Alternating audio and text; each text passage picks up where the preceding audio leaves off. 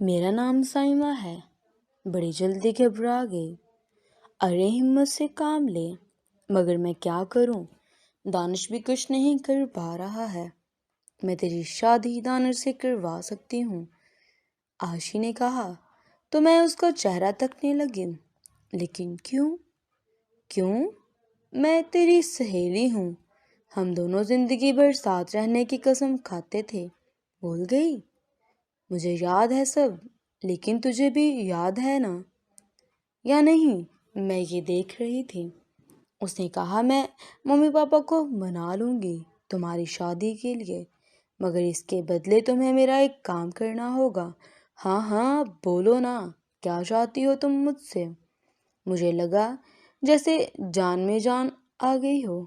دیکھ تجھے تو معلوم ہی ہے کہ میں اور سکندر ساری حدود پار کر چکے ہیں اور میں اس کے بغیر نہیں جی سکتی۔ اسے میری طرف گہری نظر سے دیکھا۔ تو میری شادی سکندر سے کروا دے، میں تیری شادی دانا سے کروا دوں گی۔ میں نے گھبراتے ہوئے کہا، میں تیری ممی پاپا سے بات چلا کر دیکھوں گی۔ آشی بولی، ارے میری ممی پاپا کو سمجھانے کی ضرورت نہیں، یہ کام تو میں خود ہی کر لوں گی۔ پھر کیا پریشانی ہے تیری؟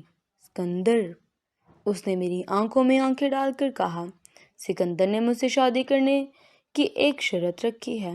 کیا؟ میں نے پوچھا۔ تم نے اسے کہا تو میں اچھل پڑی۔ کیا کہا؟ میرا منہ کھلے کا کھلا رہ گیا۔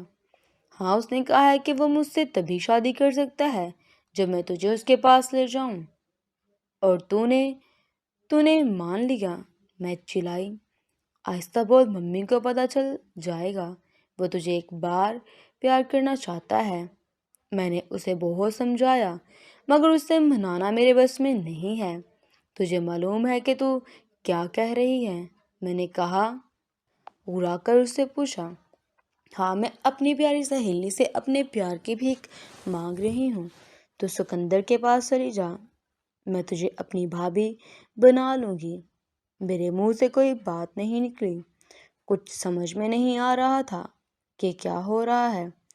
آشی نے کہا، اگر تو نے مجھے مایوس کیا تو میں بھی تجھے کوئی ہیلپ نہیں کروں گی۔ میں خاموشی سے وہاں سے اٹھ کر گھر چلی آئی۔ مجھے کچھ نہیں سوچ رہا تھا کہ کیا کروں۔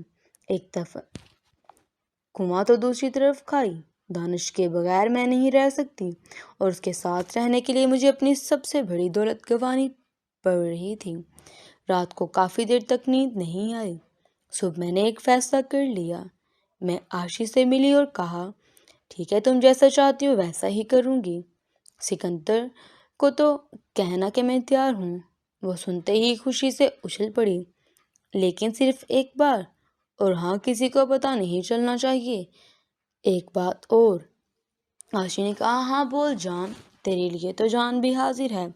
اس کے بعد تو میری شادی اپنے بھائی سے کروا دے گی، اور تیری شادی ہوتی ہے یا نہیں اس کے لیے میں ذمہ دار نہیں ہوں۔ میں نے اس سے کہا، وہ تو اس کو حاصل کرنے کے لیے کچھ بھی کرنے کو تیار تھی۔ آشی نے اگلے دن مجھے بتایا کہ سکندر مجھے ہوٹل پارک ویو میں ملے گا، وہاں اس کا سوٹ بیگ ہے، ہفتہ شام 8 بجے وہاں پہنچنا تھا۔ آشی نے میرے گھر پر چل کر میری امی سے بات کر کے مجھے ہفتے کی رات اپنے گھر رکنے کے لیے منا لیا۔ میں چپ رہی۔ ہفتے کے بارے میں سوچ سوچ کے میرا برا حال ہو رہا تھا۔ سمجھ میں نہیں آ رہا تھا کہ میں ٹھیک کر رہی ہوں یا نہیں۔ ہفتہ کی صبح سے ہی میں کمرے سے باہر نہیں نکلی۔ شام کو آشی آئی اور اس نے امی کو منایا مجھے اپنے ساتھ لے جانے کے لیے۔ اس نے امی سے کہا، ہم دونوں سہیلیاں رات بھر پڑھائی کریں گی اور میں ان کے گھر رات کو رک جاؤں گی۔ اس نے بتا دیا کہ وہ مجھے اتوار کو چھوڑ جائے گی۔ مجھے پتا تھا کہ مجھے کی رات کے ساتھ نہیں بلکہ اس آوارہ بدماش سکندر کے ساتھ گزارنی تھی۔ ہم دونوں تیار ہو کر نکلے۔ میں نے ہلکا سا میک اپ کیا اور ایک سادہ سا کرتا پہن کر نکلنا چاہتی تھی، مگر آشی مجھ سے الجھ پڑی۔ اس نے مجھے خوب سجایا سنوارا۔ پھر ہم نکلے۔ وہاں سے نکلتے نکلتے شام کے 7:30 بج چکے تھے۔ عاشی، مجھے بہت گھبراہٹ ہو رہی ہے، وہ مجھے بہت ذلیل کرے گا، پتہ نہیں میری کیا حالت بنائے گا۔ میں نے عاشی کو ہاتھ دباتے ہوئے کہا، ارے نہیں میرا سکندر، ایسا نہیں۔ میں نے کہا، ایسا نہیں ہے سالہ لوفر، میں جانتی ہوں کتنی لڑکیوں سے اس کے تعلقات ہیں۔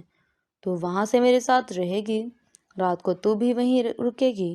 نہیں میں نہیں جاؤں گی، نہیں نہیں، تو میرے ساتھ ہی رہے گی۔ نہیں جان، سکندر نے منع کیا ہے مجھے ساتھ رکنے سے، لیکن تو گھبرا مت، میں اسے سمجھا دوں گی، وہ تیرے ساتھ بہت اچھے سے پیش آئے گا۔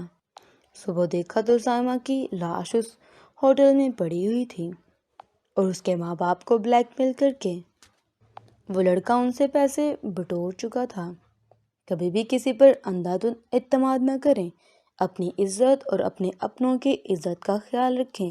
ویڈیو کو زیادہ سے زیادہ شیئر کریں تاکہ کوئی لڑکی کسی کے بہکاوے میں آنے سے بچ جائے۔ اللہ حافظ۔